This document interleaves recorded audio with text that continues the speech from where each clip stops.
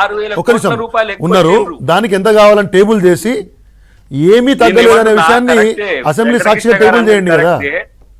రేపు అసెంబ్లీ ఉంది కదా, మీరు ఏమీ తగ్గట్లేదు 100% ముఖ్యమంత్రి గారిని లేచి ఒక్క నిమిషమే నేను మీ ఎమ్మెల్యేని క్వశ్చన్ లేపియండి.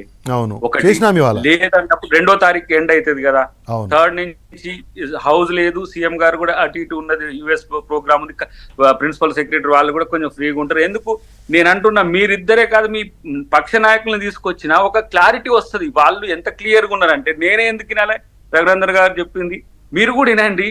వాళ్ళు ప్రభుత్వానికి ఒక గోల్ ఉండొచ్చు, అధికారులకు ఏం గోల్ ఉంటుంది సార్? మేము ఏదైనా సరే రైతులకు ఇచ్చేది ఉంటే మేము అదనంగా షరతులు ఎందుకు అంటున్నా నేను, షరతులు అనేది మీరు పెడుతుంటే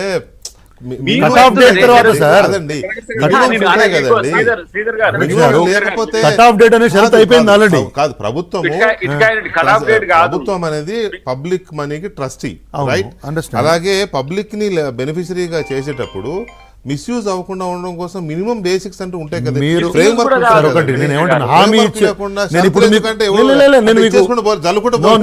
చల్లమని చెప్పట్లే, నేనేమంటాను ఒక్క నిమిషం అన్న.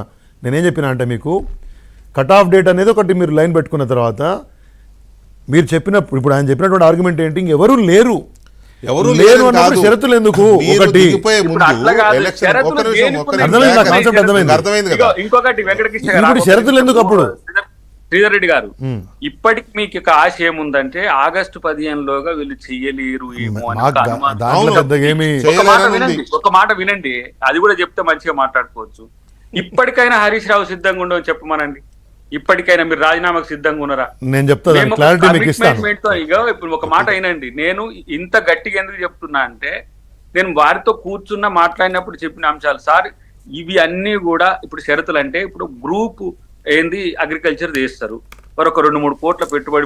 హరీష్ రావు గారు ఏం చేస్తారని పక్కన పెడితే మీరేమంటారు? 15th ఆగస్టులో అయిపోతుందని నమ్మకంగా చెప్పగలరా? That's what I'm telling. ఇంకా మీకు ఇంకేమైనా అంశం ఉంటే ఎవరు రాజీనామా సిద్ధమైతే వస్తే ప్రకాష్ రెడ్డి గారు 15th ఆగస్టులో అయిపోతున్నా అని అంటున్నారు కదా, దాని మీద మీకేమన్నా ఇంకా డౌట్ ఉందా అనేది ఒక పాయింట్.